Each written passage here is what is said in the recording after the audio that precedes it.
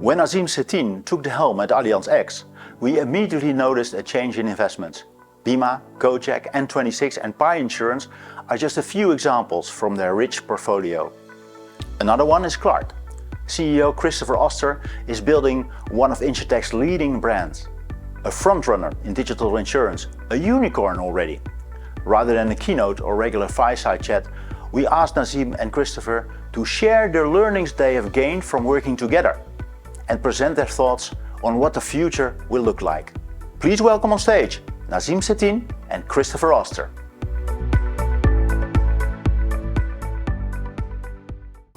So we were introduced. My name is Nazim. I'm with AllianzX and I have Christopher with me. And when I look at the numbers, I also lost a bet because I think in parallel we have the Barcelona talk. So I was saying to Christopher, I don't think that there will be many people except for our colleagues. So I'm happy to have you all here.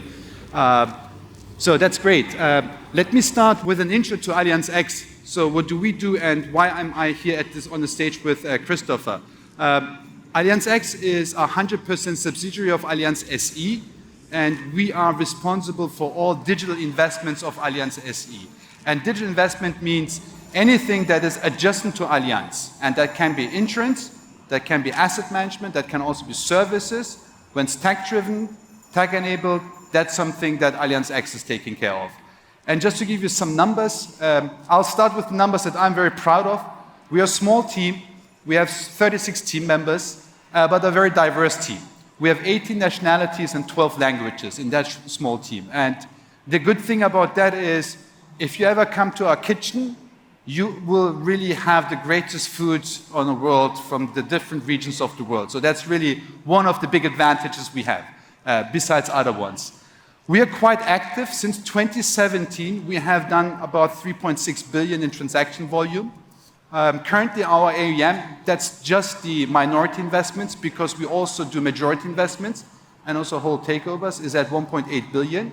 And what you also can see is we're quite active.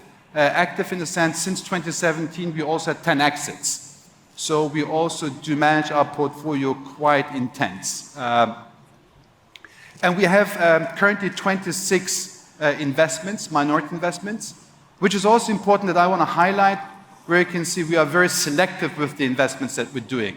1.8 billion AUM, 26 investments, and we will always keep it in that round. And I'm very proud to say that Clark is one of the investments that we have decided to go in really in a bold way.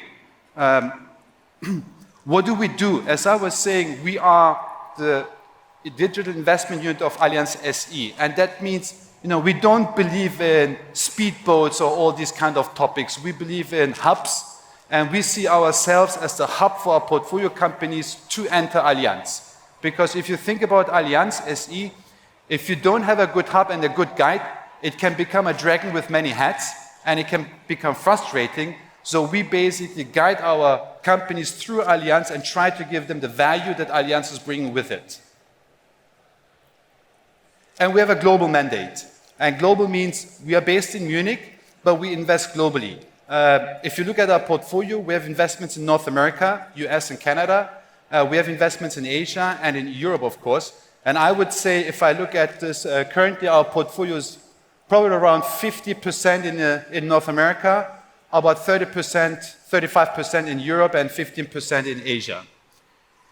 So that, in a nutshell, what I have to say to AllianzX, and now I'll hand over to Christopher.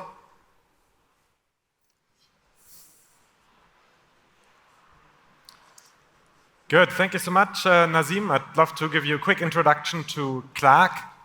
Basically, what we do is we believe that people deserve peace of mind with their insurance situation. And what we discover is that people, consumers today, struggle more than ever before to actually achieve that. And one of the reasons is that the existing distribution channels of incumbents, offline brokers, tied agents, even price comparison sites, simply don't work anymore for the digital and especially the mobile generation. So what do? We are an insurance broker focused on consumers. We have all types of insurance products, life insurance, health insurance, P&C products, and we operate in Germany, France, UK, Switzerland, Austria, and the Netherlands. So at this point, you may ask yourself, okay, insurance broker in multiple countries for consumers, what the hell is Christopher doing on stage here? This is an innovation forum. And there's one big difference that we do different to other people in this market. We have 90% of the touch points with our customers inside a mobile application. That makes it super convenient for the customer and extremely efficient for us. How does this work?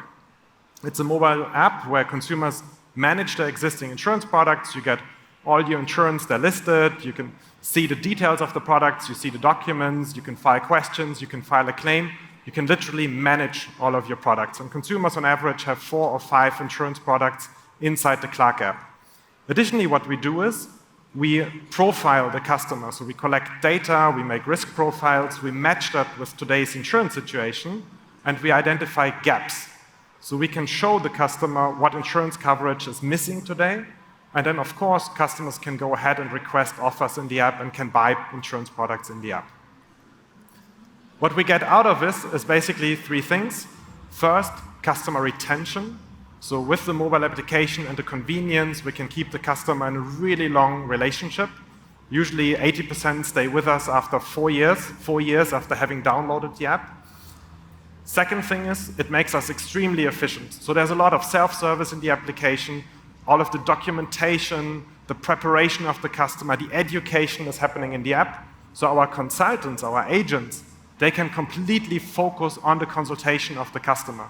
And an average Clark agent is 6 times more efficient than an industry agent.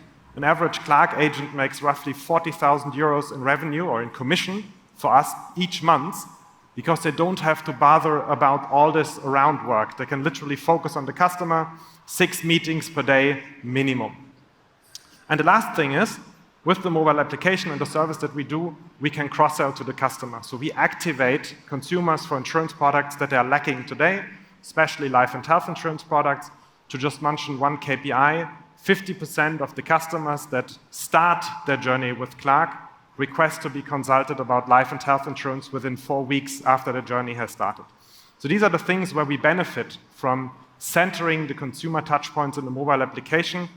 Let me quickly show you what we emphasize as an organization. It's basically 2 things. We emphasize growth and we emphasize efficiency. Growth because we think we have a solution that works extremely well for the customer and we want to get it out to as many people as possible. And despite making roughly 150 million in revenues now every year, we are still tiny when you look at market share. So a lot of emphasis on growth, and secondly, a lot of emphasis on technology and efficiency, because no one has really leveraged technology to the full extent yet, neither on the consumer side, nor on the side of making the agents more effective. And these are our 2 ways of how we approach the market right now. Thank you, Christopher. When I was asked whether I can go on stage with Christopher and give a background about the learnings we had, I was told like I should talk about 2 learnings I had from Christopher. My first thought was like, oh gosh, 2 learnings. I mean, I learned so much from this guy that I don't know how to squeeze that in. And then I thought about, how to start that. And I remember the first time we met, I asked Christopher, so tell me, what has Clark to do with Clark Kent, despite you are looking like a discount version of Superman? So, and interestingly, there is a link, but I won't talk about that. So you can ask Christopher what the connection between Clark Kent and Superman is. What kind of learnings did I had? This gentleman, so I took the DC universe to put my learnings from Christopher on a slide.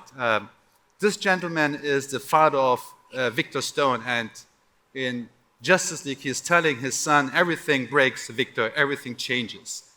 And that's something I realized with Christopher, and that was, for me, a very important point. As I was saying, we're coming from an incumbent insurer, and many times when you meet insurtechs, the thing you are hearing is like, oh yeah, we're going to crush the incumbents, and everything is breaking, you're going to break, and we're going to rule the world. Sometimes that's true, sometimes that's not true. And what I found interesting with Christopher is he's also looking inward. So he knows he has an insurtech, he knows he's going to break something, and he knows he's going to be part of the change.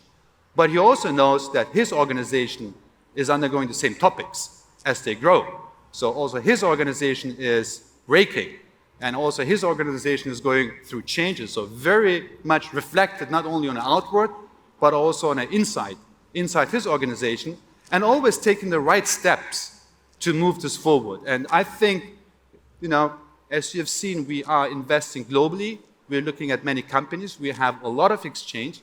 And that's an attitude where I was like, this is a learning, because this is something that I, for AllianzX, also have to do. Look inside and see what's happening. And that's a learning that I took from Christoph, and I hope my team can confirm that I'm now also having that focus inside and saying, hey, what is breaking and what's changing inside, and what kind of measures do we need to take? I think if you start with images from superheroes, I will repeat exactly in the same way. And I think this one already says a lot. Sometimes you have to take a leap of faith first. The trust part comes later.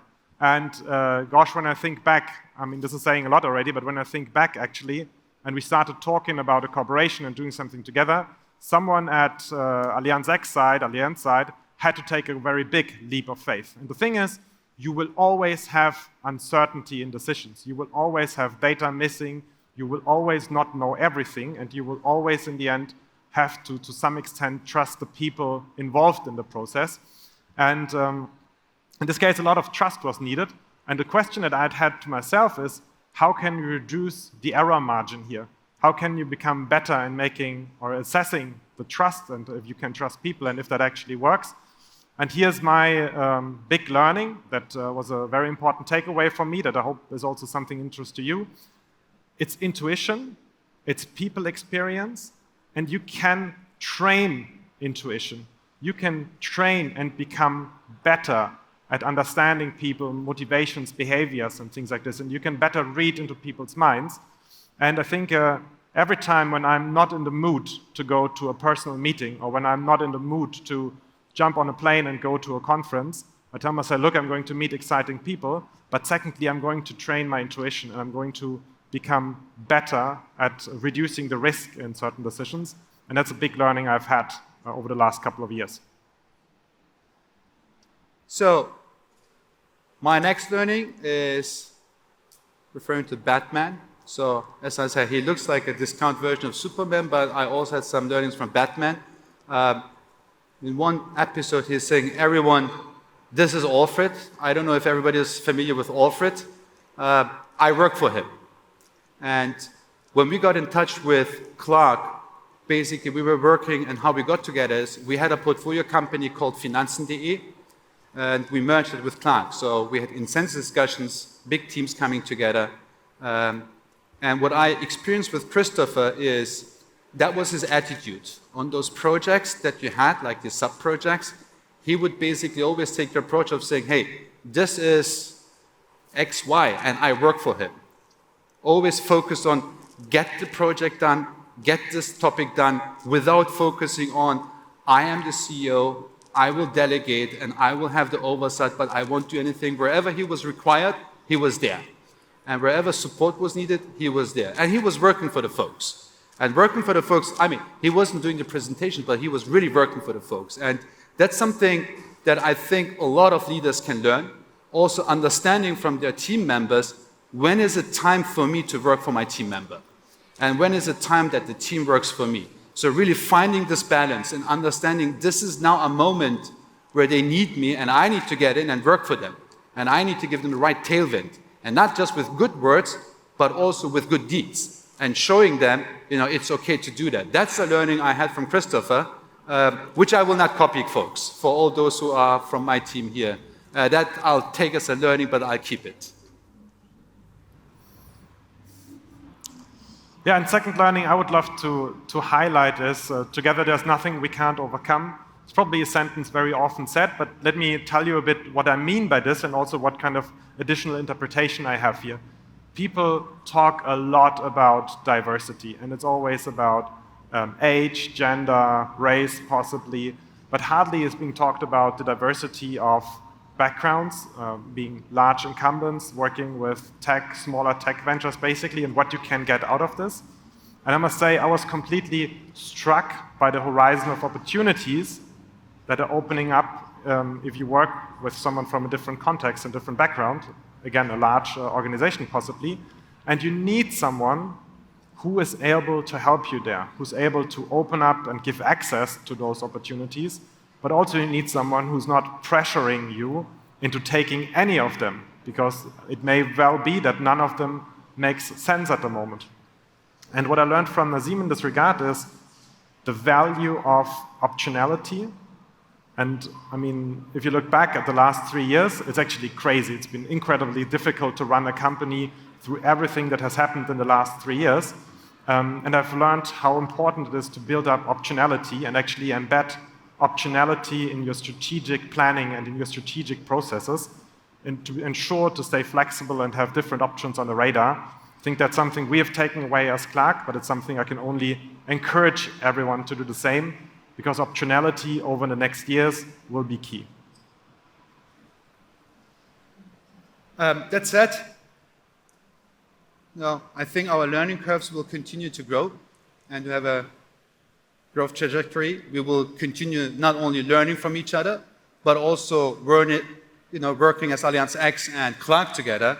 As Christopher has made the introduction to Clark, it's a high growth company, and we will be continuing to support it with the optionalities, but also with the trust part.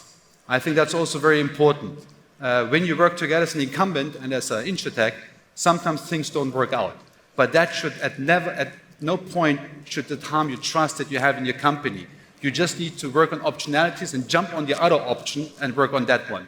So we'll continue the journey together, and I look forward to building a real big insurtech together with Christopher. Thank you. Thank you so much.